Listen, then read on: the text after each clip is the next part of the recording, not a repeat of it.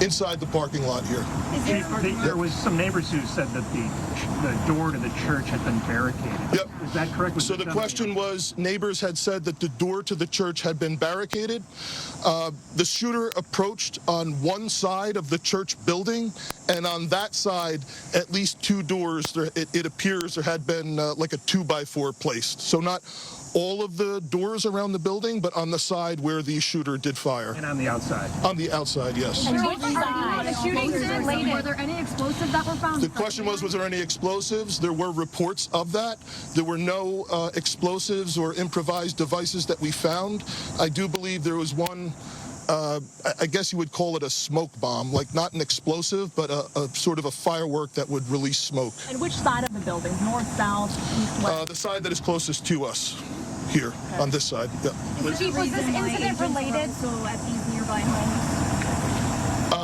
I don't have specific information on that. Was he dead from a gunshot wound, this suspect? The question was, is he dead from a gunshot wound? The answer is yes. We believe he took his own life in the parking lot. Was this outside or both inside that he was shooting? The question was he shooting outside and inside? He was absolutely shooting outside of the building on the side of the church, inside through the windows. It appears he may have gone inside, but I don't believe we've located any casings inside the building. So I'm not certain if he fired also while inside. It appears, if not all, most of the shooting happened outside the building. Chief, is this shooting related to any other shootings that happened in the last 24 hours? Yeah, Taylor's asking, is this related to any of the other shootings? This does not appear to be related to any other shooting in the city. Do you know approximately how many rounds were fired? The question was how many rounds. I would say it's in the dozens. We don't have an exact count. There's a sidewalk on the outside as well as a grassy area, so obviously we are going through and taking our time to process the scene. Was he firing just one weapon, like the rifle? Or? The question was he firing one weapon? We believe he had fired all three. He had a rifle, a shotgun, and a pistol. Chief, was this individual licensed to conceal and carry? Did he have any background? Were the weapons, was he lawfully carrying the weapons? I don't have that information, and I don't have any information on any significant criminal history either. Was he dressed at all in any tactical type of gear or anything? It appeared he had some black clothing on, his cargo-type pants. I guess you could interpret that as, you know, however you like. All right, ladies and gentlemen, thank you for helping us to get the information out today. We have a lot more work that needs to be done. We will return back later today to provide more details as they become available, and we'll let you know how you can know about that in the moments to come. Thank you. How can the public help? That's it. Thank you. You have been watching continuous coverage of this deadly shooting that happened at Annunciation Catholic Church this morning and school. This happened to school children as they were sitting in Mass. This person, this suspect in his 20s, fires a gun into the school and hits these children. For those of you who are just joining us here, it is 11:06 this morning, and we have been in continuous coverage on this breaking news since it happened just before 8:30 this morning. Annunciation Catholic School and Church in Minneapolis, 54th and Lyndale area. It is a preschool through 8th grade school. And they just started classes on Monday. Children had gathered for Mass this morning, and we just heard from Minneapolis Mayor Jacob Frey. We heard from the Minneapolis Police Chief, Brian O'Hara, and he said that this gunman opened fire outside of the church and fired inside where dozens or maybe hundreds of children were gathered for Mass. And here's a look at some of the new updates we have for you. We know that an 8-year-old and 10-year-old child were killed in this. There are 17 other people who are injured, and 14 of those people are kids. 2 kids are in critical condition right now. We also know that this shooter took his own life in the back, we understand, outside the church in all of this.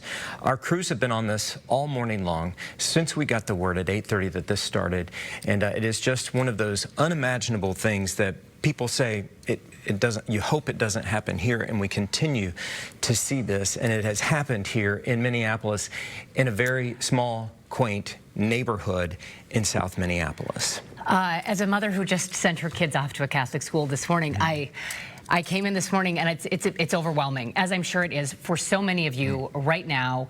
Parents sending their kids and learning about this morning as you join us here at 11 o'clock this morning. We have gotten statements from the president, from our senators, local lawmakers, the governor. I'm getting messages from family members who live out of state asking if my children are safe, and maybe some of you are getting these same things. We know that not all the children are, and we just heard it was an 8-year-old and a 10-year-old child killed. We also want to tell you that the suspect, a man described as being in his early 20s, was firing inside of the church. He was standing outside the windows and firing inside. He took his own life in the parking lot, is what we just learned from police. So Annunciation Catholic Church and school, they're all sort of on the same piece of property. They sit beside each other, sort of just a very small distance in between. And yeah, this was day number 2 of school, and just after 8, in the 8:30 time period when all of this happened, they had just gone into Mass. We do know that 6 children are at Children's Hospital right now. We know 2 of these children are in critical condition. You're looking at the map, and let me tell you about this. This is right on the edge, or right in the Kinney neighborhood in South Minneapolis. So this is West 54th Street. It also becomes Diamond Lake right in that area right there. The street north and south is Lindale, and if you're thinking about this, there is a Kowalski's there, Max Fish and Chips, coffee shops. This is a typical lovely little Minneapolis neighborhood where this has happened, and you it's just shocking for everyone. It is heartbreaking for absolutely everyone. Our Eric Shalou is out there on the scene right now. He was listening into this news conference. And Eric, you've been watching as families come, as parents come to pick up their children. Leah and Paul, we heard from Minneapolis Police Chief Brian O'Hara calling this an unthinkable tragedy.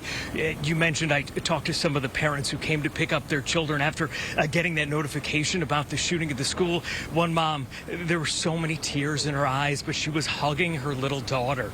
And she said, "This is the best feeling in the world. I sent her off to school today, and I have her with me."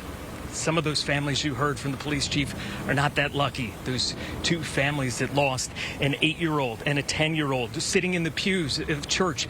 I'm going to step out of the way so you can see the school right over here. This is at 54th and Garfield Avenue here in South Minneapolis. As you mentioned, 17 people injured while they were inside of morning mass. 14 of those kids, 2 in critical condition, at least we got from the police chief. That suspect, who the police chief said a short time ago had no significant criminal history, the police chief said took his own life in the back of the church. Police say they found a rifle, a shotgun, a pistol, dozens of rounds that were fired from outside of the church inside. Those families coming to pick up their children, as I mentioned, tears in their eyes. Now, also, I'm going to step back in the screen to show you a little bit more of what we've seen here on the ground. You have local police from Minneapolis, neighboring communities helping out as well. We've also seen state troopers in the neighborhood too. And just past Garfield, in that neighborhood over there, is where we saw a large canine unit from the Minneapolis Police Department. They're out in that neighborhood, searching in that neighborhood, just making sure that they have all of their evidence with them. We also saw federal agents from the FBI assisting Minneapolis police, along with the Bureau of ATF, alcohol, tobacco, firearms, and explosives that are here on the scene.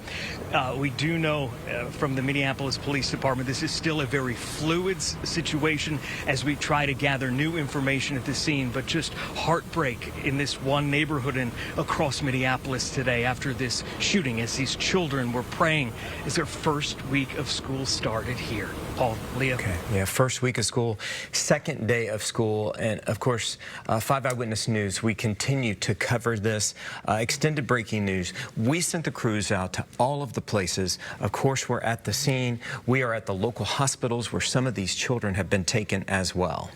And we can tell you right now we are at the hospital. Right. And we've got some new information coming in there. All right. And we have, like you said, we have reporters all over the place. And it looks like we're hearing from a doctor right now. Let's listen in. And up to this point in time, there have been no fatalities related to any of those patients that were brought to our organization. I want to take a moment to tell you how proud I am to work with this organization and the teams that were involved, the resources, again, that were mobilized, our surgical colleagues, our medicine colleagues, our amazing nursing staff, our psychologists that help process these events for us, environmental services, all those involved. Hennepin EMS brought in all the critical patients from that scene to our organization, and we were very lucky to have 2 emergency medicine, emergency medical services directors that were on scene and able to provide us with really important information that, again, helped us to prepare for this event. So I don't have any individual or specific information about the patients at this time for you, so that's all I can share. Thank you for being here. Any questions? You said they were in critical condition? 7 were brought in as critical patients. At this time, I don't know the updates on what the conditions are of many of them. 4 of them required the operating room, as I said. There were, again, 9 of the 11 patients were pediatric ages. I can't remember the exact ages. I believe it's 6 all the way up to 14. That's the range.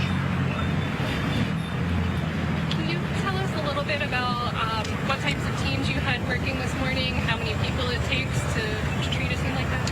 Yeah, you know, whenever that type of a page goes out, again, it really puts into motion a lot of big response from all of the teams. And so we are, because we're a level 1 trauma center, we have to, mobilize certain types of resources like, operating rooms and the surgical services. We have to have emergency providers and nurses. We have to, mobilize things like the laboratory and the blood bank. So there's a lot of planning, and again, a lot of exercises we do throughout the year to prepare for these events. And unfortunately, we respond to many of them throughout the year. Can you talk about the injuries at all, or any type of what you're seeing here with some of these patients? I can't get into specifics, but we are dealing with gunshot wound injuries from apparently a high-velocity weapon. And, gunshot wounds can be very problematic because they can involve multiple body systems. And again, they require a lot of resources to manage. But again, we see a lot of gunshot wounds here at Hennepin Healthcare, and we're among the best in the nation every year at managing penetrating trauma. So we are used to seeing them. Does anyone tell us where the status of the 11? Are any of them still in surgery? I don't know the status of it. I can't share that with you at this time. Has anyone shot more than once? I can't share that information with you at this time. Even from the families of some of the victims that made their way here? Yeah, we've had quite a bit of effort to stand up a reunification center across the street here in our clinical specialty care building. And so to my knowledge, I believe almost all of the families and loved ones have been reunited with patients and know their status. Do you know if anyone is being treated at any other locations? My understanding was we had a lot of the non-critical patients that went to Children's Hospital, and I believe one went to Masonic Children's Hospital as well. I don't know the status of any of those patients. Can you speak to the toll it takes on physicians here who have to handle these types of cases, a mass casualty case, within hours? Yeah, it does take a toll. Thank you for asking that question. I think, again, we have psychologists that we have dedicated to our emergency department to help with our providers and our nurses and other workers to manage these types of events. Again, we've had 2 mass casualty events happen in the last 24 hours. I mean, that does take a toll. But we also have to recognize that we are here as a critical resource for our community, and we have to take time to process, the care that we deliver in these situations, and we have to be able to move forward because we are obviously needed. And none of those patients have been discharged? Not to my knowledge. You said there were 11 total, and 9 of them were pediatrics, ages 6 to 14, and 7 were in critical condition. Are all of those that are pediatric, those 6 to 14, are all of those in critical condition, or the ones that are older also in critical condition? I don't want to misspeak here. I believe that all of the pediatric patients were the ones that were in a critical condition. Yes. Did I get my numbers right in saying that? You did. Can you give us your specific title one more time, doctor? Thomas Wyatt, yeah, Chair of Emergency Medicine and Head of Healthcare. Thank you. Thank you. We've just been listening to the head of emergency medicine at Hennepin County Medical Center in Minneapolis, where we now understand that there are 11 pediatric patients, is how he described them, who are coming in. For those of you who are just joining us right now, we are covering breaking news, and this involves a shooting at Annunciation School and Church in Minneapolis, in southwest Minneapolis. 20 people involved, and we learned that the patients they're dealing with at Hennepin County Medical Center are between the ages of 6 and 14 years old. 7 of them were brought in critical condition. We also do know that 2 children were killed in this shooting this morning. An 8 and 10-year-old child killed when a gunman showed up outside of the school mass and started firing in through the windows as the children were gathered and praying, starting the school year in Minneapolis. Now, Dr. Wyatt, who we were just listening to there, said that 4 of those patients needed surgery immediately, so they've taken them into the operating rooms. We're waiting on those conditions to figure out exactly what we know about those students. We know that 6 others were taken to Children's Hospital. So HCMC, of course, they are the specialist when it comes to gunshot wounds. The Level 1 Trauma Center. Yes, and that's where everybody with super emergency, they go straight there. So the other children with lesser situations probably are at Children's. We do understand, we heard 2 of those kids, though, were in critical condition there as well. And you're seeing here an update. We also want to remind you that the shooter, again, we told you, opened fire outside of the church. That shooter, a man described as being in his early 20s, took his own life at the church, and that's what ended this situation as was actively going on. You know, the doctor we just heard from at HCMC also mentioned that this is the 2nd mass casualty event in the last 24 hours. For those of you who were with us yesterday, you may recall there was a shooting in Minneapolis unrelated to a Catholic school, but right outside of Cristo Rey Catholic School in Minneapolis, and that is on Lake Street, just off of 35W. It didn't involve children from the school. It wasn't directed at the school, but it happened right behind the school. And all of this just as kids are heading back in to start the school year. These families have been coming out to Annunciation since it started at about 8:30 this morning. Moms and dads coming and picking up their children, young children. This is preschool through 8th grade at this school at Annunciation in Minneapolis. Yeah, and the trauma there, the trauma at Cristo Rey, I mean, it is tough for everyone involved, but especially here at Annunciation. We saw those parents walking their children out. You know, they were just so grateful to be walking them out because there are these 2 children who did not make it through this. It is a heartbreaking situation. We also want to let you know, we heard that President Trump and Governor Tim Walz have spoken with one another. The president offering condolences, Governor Walz thanking him for his concern. And we have teams all over covering this for you right now with this breaking news, this terrible situation at a school in Minneapolis. Our Ellen Gallus is out there right now, and she's been there for a little while. Ellen, you have seen as parents showed up and picked up their children. You spoke to some of these parents who are terrified and then relieved when they're able to find their kids there. Yes, just the entire range of emotions out here in the neighborhood today. And, you know, this story just continues to get more and more tragic. As a parent myself, you know that the start of the school year is supposed to be one full of hope and new beginnings. You heard Mayor Fry say earlier, just about a half hour ago, that these kids should be in a classroom right now, learning. They should be out on the playground playing. And that did not play out here today. And no one here will ever be the same because of today. You heard him say that 2 kids, ages 8 and 10, were killed. 2 more are in critical condition. And again, we heard the police chief go through the details, and they're just tough to listen to. You heard him describe how the gunman shot through the windows of the church as everyone was inside, including a school full of students. They were inside, gathered for the back-to-school mass. And that gunman shot not only students, but also worshipers inside. He also told us that they are working to learn more about the gunman right now. They don't know much at this point. They described him as a male in his early 20s who was dressed in black. They're not even sure if he went inside the church. They say that he shot through the windows of the church. They say he had a rifle, a shotgun, and a pistol, and he used all three.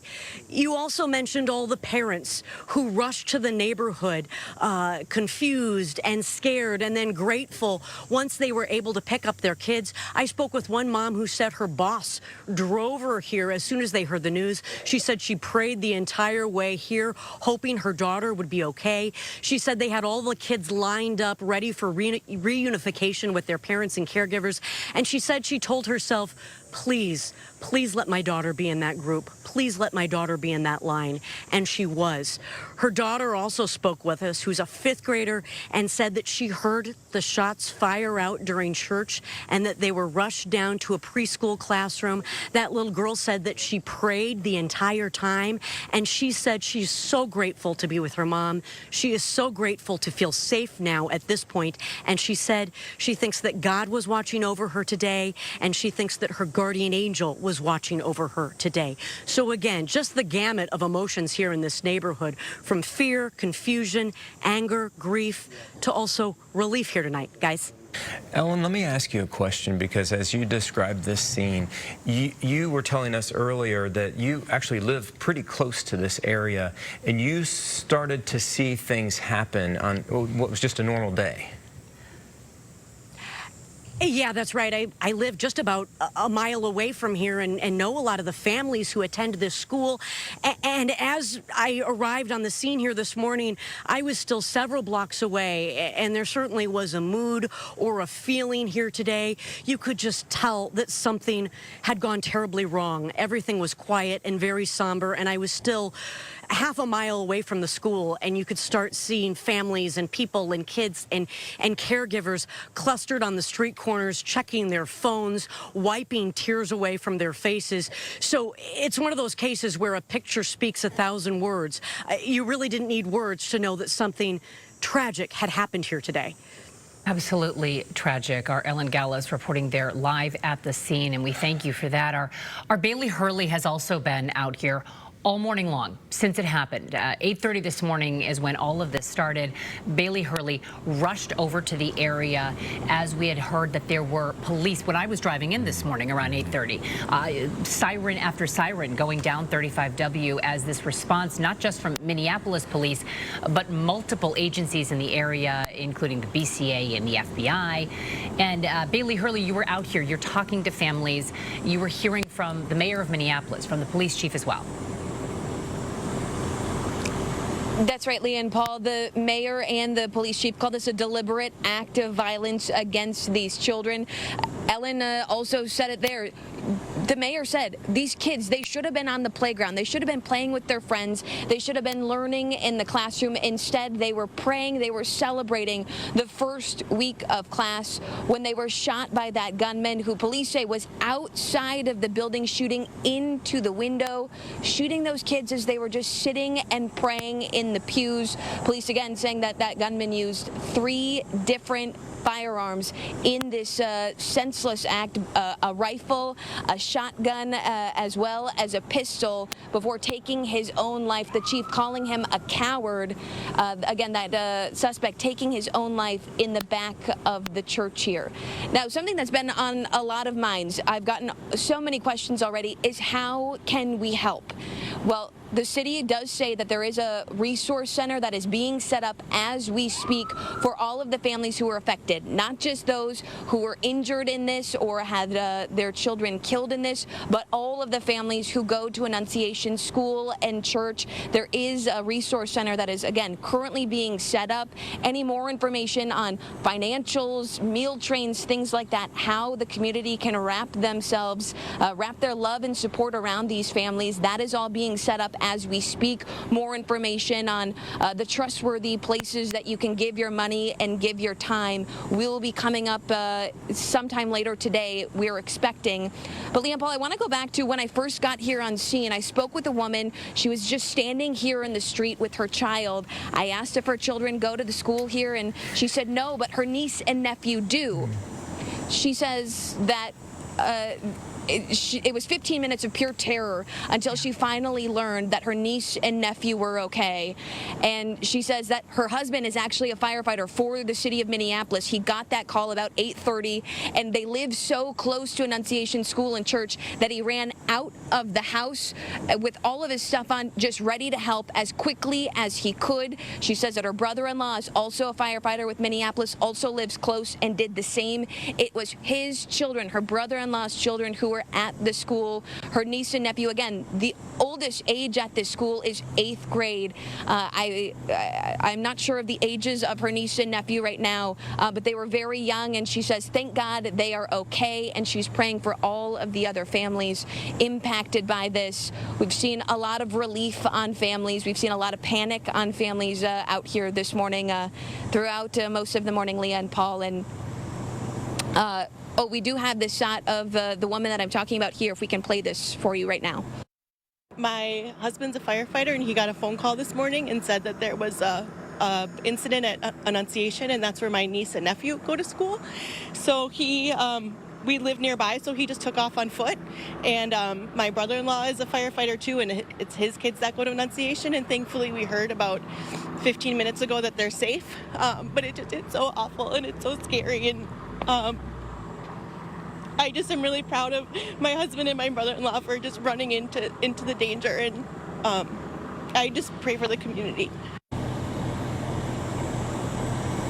Yeah, you can hear just the emotion in her voice. If I can describe how the air here feels on scene, that woman's voice is what it feels like out here. It's tense, it's emotional, it's heartbreaking, but there's also the relief that we've seen on so many families as they carry their young children down the hill to their homes or to their vehicles to take the time, and probably they're not going to let those children out of their sight the rest of the day. I know when I go pick up my daughter later today, she is not leaving my side, but it's been incredible to see. And you heard her applauding her husband and her brother-in-law, and we heard from the chief that the first responders who got here, they ran into that school as quickly as they could, and they helped the kids that were hurt, but they also went to find the children who were hiding throughout the church to bring them outside and bring them to safety.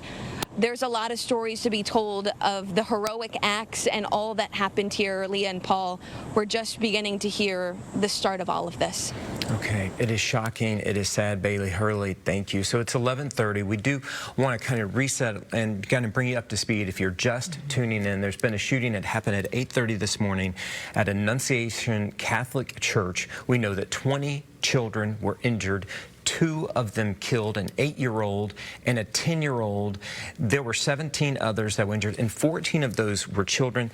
Some of them were taken to HCMC 11. 6 of them were taken to Children's. And of those children at HCMC, at Hennepin County Medical Center, we know they are ages 6 to 14 years old, and 2 of them are in critical condition, or at least they were brought in critical. That shooter opened fire outside of the church. The children had gathered this morning for a mass. That shooter took his own life when this was over. The children here go to this Catholic school, Annunciation. It is connected, or right next door to the church, Annunciation. It's all part of that same property there. And the children had gathered this morning for mass. And the shooter was outside firing through the windows. When we heard from the Minneapolis Police Chief Brian O'Hara, he talked about there being some kind of barricade on the outside of some of these doors. That part of the investigation certainly is continuing. He also made a comment about there being some kind of smoke bomb, maybe some sort of distraction that was found there. They're working to gather information about the shooter. There was a vehicle. Police are going through the vehicle, trying to learn as much as they can about this. You're looking at a map where we're talking right now. Annunciation Catholic School, just pretty much off of 35W here at 54th and Lindale area in Minneapolis. And the mayor of Minneapolis, Jacob Fry, came out and addressed the community, and he said, these are our children. This is our community.